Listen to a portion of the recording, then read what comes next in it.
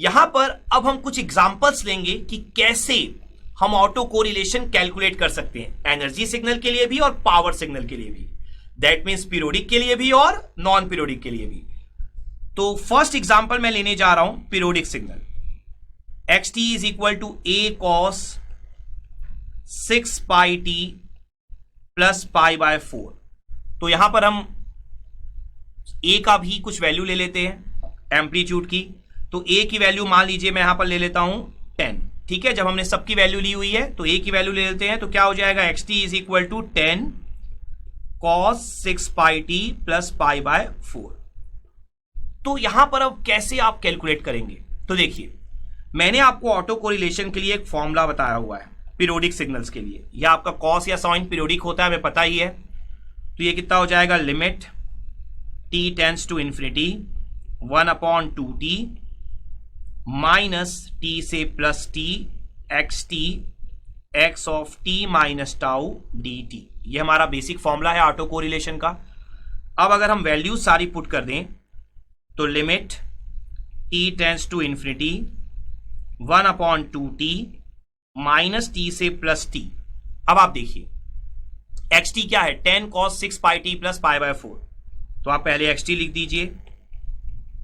उसके बाद अगर आप ध्यान से देखेंगे तो आपको xt माइनस टाउ करना है, मीन्स फिर से आप लिखेंगे 10 cos 6 pi t minus tau plus pi by 4, ठीक है। और ये पूरा का पूरा आप क्या लिख देंगे, dt। सबके लिए इंटीग्रेशन किसके रेस्पेक्ट में कर रहे हैं आप, t के रेस्पेक्ट में। तो अब आप देखिए limit t tends to infinity 1/2t, ये 10 इंटू 10 तो आपका क्या हो जाएगा 100, आउटसाइड कर दीजिए, इंटीग्रेशन के कांस्टेंट है। Now cos a cos b का फॉर्मेट आपका बचेगा। पहले हम यहां लिख लेते हैं cos 6 pi t plus pi by 4 into cos 6 pi t minus 6 pi tau plus pi by 4। Now यहां पर अगर आप देखेंगे अब limit t tends to infinity, ये क्या हो जाएगा 50/t। अब यहां पर आप एक और पॉइंट देख सकते हैं, cos a cos b का फॉर्मूला ये क्या होता है, मैं आपके लिख भी देता हूं साइड में। देखिए cos a cos b हमारा होता है cos a plus b plus cos a minus b whole divided by 2, ठीक है। तो अब हमें ये फॉर्मूला यूज करना होगा।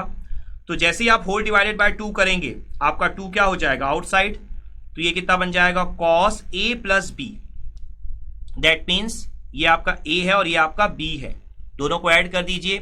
तो 6 pi t plus 6 pi t कितना हो जाएगा 12 पाई t, ठीक है। Then minus 6 pi tau, then pi by 4 plus pi by 4 कितना हो जाएगा आपका पाई बाय 2। क्लियर यहां तक अच्छे से। Now plus cos a minus b, जब आप a माइनस b करेंगे तो 6 pi t plus pi by 4 दोनों में प्रेजेंट है, कैंसल आउट हो जाएगा। तो क्या बचेगा आपका खाली 6 पाई टाउ, ठीक है। और ओवरऑल आप किसके रेस्पेक्ट में इंटीग्रेट कर रहे हैं, t के। तो यहां पर अब अगर आप देखें limit t tends to infinity, बाहर क्या बचेगा 25/t, ठीक है।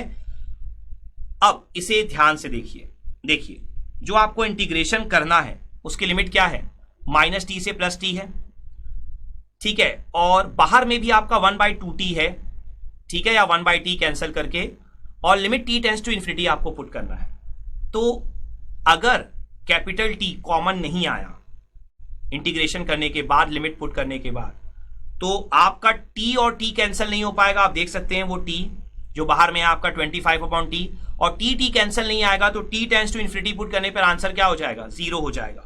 तो अब आप दोनों टर्म को ध्यान से देखिए, हमने ऐसा कैलकुलेशन पावर में भी किया हुआ है। आप देखिए यहां पर जो फर्स्ट टर्म है cos का आपका इंटीग्रेशन क्या होगा साइन, ठीक है। तो साइन का जो वैल्यू होगा जब आप उसमें लिमिट माइनस टी और प्लस टी पुट करेंगे, ठीक है, हम यहां करके भी देख सकते हैं, sine 12 pi t minus 6 pi tau plus pi by 2, ठीक है, डिवाइडेड बाय क्या हो जाएगा आपका, डिवाइड में आपका इस टर्म का डिफरेंशिएशन हो जाएगा। तो कितना हो जाएगा आपका 12 पाई। ठीक है, तो यहां पर जब आप शो करेंगे तो इस टर्म में आप देख सकते हैं कि कहीं भी जो कैपिटल टी है वो बाहर नहीं आएगा। क्यों? क्योंकि जो लिमिट टी है, ठीक है, जब आप पुट करेंगे अपर लिमिट लोअर लिमिट, तो दोनों साइन के अंदर पुट होगी, तो कैपिटल टी जब बाहर नहीं आएगा तो कैपिटल टी और टी कैंसिल नहीं हो पाएगा, जिससे limit t tends to infinity put करने पर आंसर क्या हो जाएगा? 0। तो ये टर्म का आंसर आपका 0 ही होना है। लेकिन जो ये टर्म है सेकेंड वाला cos 6 पाई टाउ, ये देखिए प्योर कांस्टेंट टर्म है, ये टी पर डिपेंड ही नहीं कर रहा, तो cos 6 पाई टाउ आपका कॉमन होके बाहर हो जाएगा। तो आंसर क्या होगा आपका? cos 6 पाई टाउ, ठीक है, इनटू कितना हो जाएगा आपका? अगर हम इंटीग्रेशन सेपरेट कर ले यहां पर, तो यहां पर ये इनटू आपका हो जाएगा t, ठीक है, और लिमिट क्या है हमारी? -t से +t। तो यहां पर अब अगर आप देखते हैं तो कितना हो जाएगा आपका? r(x(x) टाउ, ये हो जाएगा limit t tends to infinity 25/t। First term तो आपका 0 हो चुका है।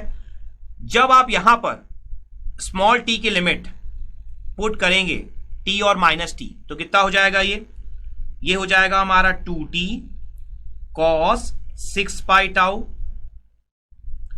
तो यहां से आपका देखिए t और t क्या हो रहा है आपका? कैंसिल हो जाएगा। ठीक है, तो जो ओवरऑल आपका आंसर आ रहा है r(x(x) टाउ का, वो कितना हो जाएगा आपका? वो यहां पर हो जाएगा आपका 50 cos 6 पाई टाउ। ठीक है, तो ये जो आंसर आया है हमारा 50 cos 6 पाई टाउ, ये हमारा फाइनल आंसर है। देखिए r(x(x) टाउ, तभी देखिए नोटेशन जो है हमने शुरू से टाउ रखा हुआ है, r(x(x) टाउ। अब आपको रीजन समझ में आया होगा। देखिए जो r(x(x) टाउ आया है सिर्फ टाउ पे डिपेंड कर रहा है, टी पे तो डिपेंड ही नहीं कर रहा।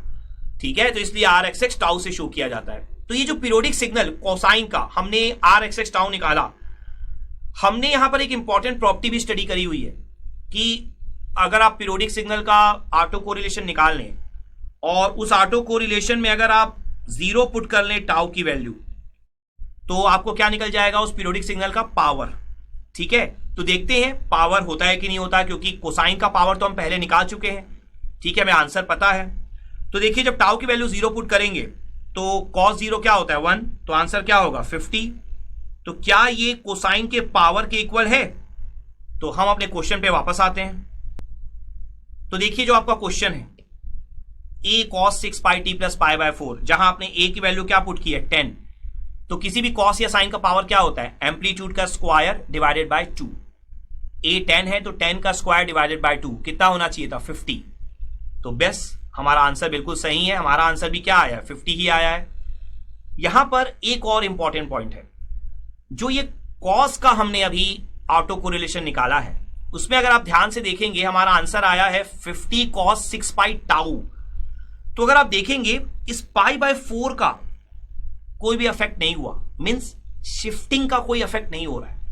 और अगर आप देखेंगे ओमेगा, टी के साथ जो भी होता है वो क्या होता है? ओमेगा होता है।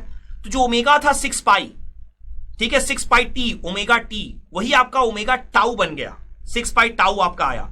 इसका मतलब शिफ्टिंग का कोई इफेक्ट नहीं होगा। तो अब अगर मैं एक जनरलाइज्ड फॉर्मूला लिख दूं पीरियोडिक सिग्नल्स के लिए, तो पीरियोडिक सिग्नल का जनरलाइज्ड फॉर्मूला क्या होगा कि अगर a cos omega T plus theta है आपका, तो उसका auto correlation function r(x(x) tau कितना हो जाएगा आपका? वो हो जाएगा a² बाई 2, ठीक है, cos ओमेगा टाउ। ये आपका आंसर आएगा। सिमिलरली अगर आपका साइन है a sine omega T plus theta, तो इसका ऑटो कोरिलेशन भी आपका बिल्कुल सेम होगा, a² by 2 cos omega tau. Means दोनों का ही कॉस में आएगा। वैसे भी आप सोचिए अगर साइन में आ जाए साइन का, तो साइन 0 तो 0 होता है, तो पावर a² बाई 2 कैसे आएगा? ठीक है ना, तो दोनों आंसर चाहे साइन हो कॉस हो, ऑलवेज आपका आंसर कॉस पे ही आएगा। क्लियर अच्छे से? तो इस तरीके से हम पीरियोडिक सिग्नल का ऑटो कोरिलेशन फंक्शन कैलकुलेट कर सकते हैं। नाउ नेक्स्ट अगर मैं आपको एग्जांपल दूं नॉन पीरियोडिक सिग्नल के लिए, तो नॉन पीरियोडिक सिग्नल के लिए ऑटो कोरिलेशन आप कैसे कैलकुलेट करेंगे? सपोज करिए आपको xt गिवन है, एक नॉन पीरियोडिक सिग्नल है e की पावर -at ut, ये जो आपका non periodic signal xt given है, अगर आपको इसके लिए ऑटो कोरिलेशन निकालना है तो आप क्या करते हैं, ध्यान से देखिए, यहां आपको इंटीग्रेशन फॉर्मूला यूज नहीं करना है। यहां पर आपको जो कॉन्वोल्यूशन वाली प्रॉपर्टी मैंने लिखी है ऑटो कोरिलेशन की, वो यूज करनी है। तो आपको एक थंब रूल भी बनाना होगा कैलकुलेशन के टाइम पे कि जब भी सिग्नल पीरियोडिक होगा आप हमेशा इंटीग्रेशन वाला फॉर्मूला यूज करिए, और जब भी सिग्नल नॉन पीरियोडिक होगा हमेशा कॉन्वोल्यूशन वाला फॉर्मूला यूज करिए, इंटीग्रेशन वाला नहीं। ठीक है, तो इसलिए मैं आपको दोनों के दोनों प्रॉब्लम यहां पर सॉल्व करके शो कर रहा हूं। देखिए यहां पर ये जो आर एक्स एक्स टाउ है आपका, हमें पता है x tau convolve with x of minus tau है। ठीक है, तो यहां पर e की power minus a t u T, तो एक्स टी आपका e की power minus a t u T है, तो एक्स टाउ क्या लिखेंगे, e की power minus a tau u tau convolve with, यहां पर अब अगर आप देखें तो x ऑफ माइनस टाउ है, दैट मींस e की power A tau u of minus tau आप लिख देंगे। क्लियर अच्छे से। अब देखिए आपको बेसिकली कॉन्वोल्यूशन शो करना है। ठीक है, कॉन्वोल्यूशन को आपको सॉल्व करना है, तो क्या कर सकते हैं आप, एक तो आप एलटीआई सिस्टम में जो आपने कॉन्वोल्यूशन के मेथड पढ़े हैं आप उसका यूज कर सकते हैं, या अभी आप फोरियर ट्रांसफॉर्म पढ़ रहे हैं तो फोरियर ट्रांसफॉर्म का यूज करके भी कॉन्वोल्यूशन सॉल्व कर सकते हैं। तो अगर आप यहां पर फोरियर ले लें आर एक्स एक्स टाउ का, तो e की power minus a t u t या e की power minus a tau u tau दोनों सेम थिंग है। फोरियर क्या होता है हमारा 1/a plus j two pi f, आप चाहे तो ओमेगा में भी लिख सकते हैं। और जब आप फोरियर लेते हैं तो टाइम डोमेन में कॉन्वोल्यूशन होता है, तो फोरियर डोमेन में क्या होता है, मल्टीप्लीकेशन। तो अब आप देखिए e की power A t you of minus T का क्या होता है फोरियर ट्रांसफॉर्म, बेसिकली हमने क्या किया, t की जगह माइनस टी, या आप क्या बोल सकते हैं टाउ की जगह माइनस टाउ। तो क्या होता है जब भी आप टाइम रिवर्सल करते हैं तो आंसर क्या होता है, f की जगह माइनस एफ, तो ये हमारा आंसर आ जाएगा। तो यहां पर अगर आप देखते हैं f of R x x tau, तो ये कितना हो जाएगा, देखिए अगर आप दोनों को मल्टीप्लाई कर दें यहां पर तो आपका आंसर हो जाएगा 1/a square plus 4 pi square f square. आप देख सकते हैं a plus j b a minus j b कितना होता है, a square minus j b का होल स्क्वायर, और जे स्क्वायर बाहर आएगा तो माइनस माइनस प्लस। ठीक है, तो यहां पर जो आपका आंसर आया है ये भी एक स्टैंडर्ड फॉर्मूला है फोरियर ट्रांसफॉर्म का जो हमने डिटेल में डिराइव किया हुआ है। तो उस स्टैंडर्ड फॉर्मूले को अचीव करने के लिए हमें ऊपर नीचे 2a से मल्टीप्लाई करना पड़ेगा।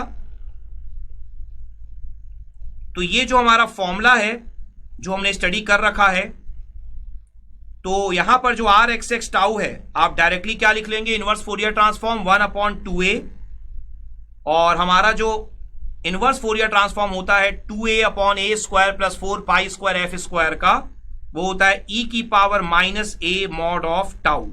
आपको टाउ के फॉर्म में यहां रिप्रेजेंट करना है। ठीक है ना, आपने लर्न किया हुआ है फॉर्मूला e की power minus A mod of T का फोरियर ट्रांसफॉर्म, यह आपने कैलकुलेट किया हुआ है 2a/a square plus 4 pi square f square. तो इस रिजल्ट का आप डायरेक्टली यूज कर सकते हैं यहां पर 1/2a e की power minus A mod of tau. तो देखिए आपने यहां पर नॉन पीरियोडिक सिग्नल के लिए भी R x x tau calculate कर लिया। तो यहां पर जो इंपॉर्टेंट पॉइंट है हमारे लिए वो क्या है, देखिए हमने प्रॉपर्टी में बोला है ऑटो कोरिलेशन की कि ऑटो कोरिलेशन जो है वो हमेशा क्या होता है, इवन फंक्शन होता है।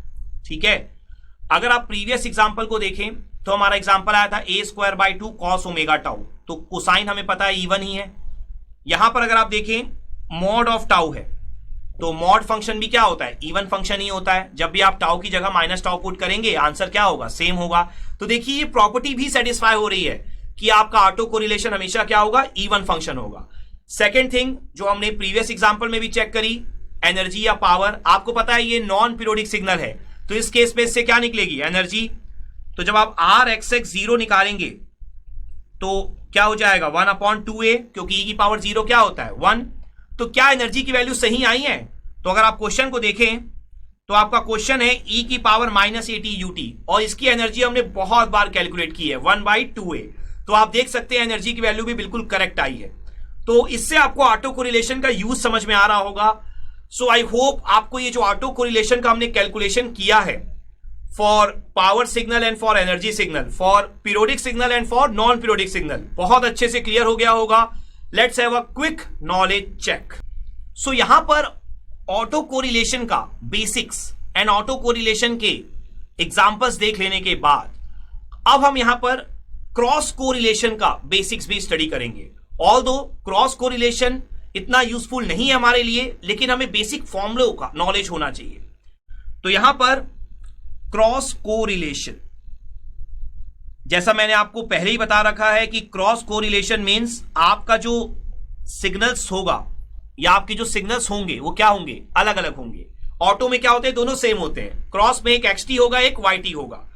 तो अगर आपका फॉर्मूला पीरियोडिक सिग्नल के लिए आपको लिखना है तो आप क्या लिखेंगे, RXY tau is equal to 1/2t और लिमिट लिख देंगे आप t tends to infinity minus t से plus t XT YT minus tau dt।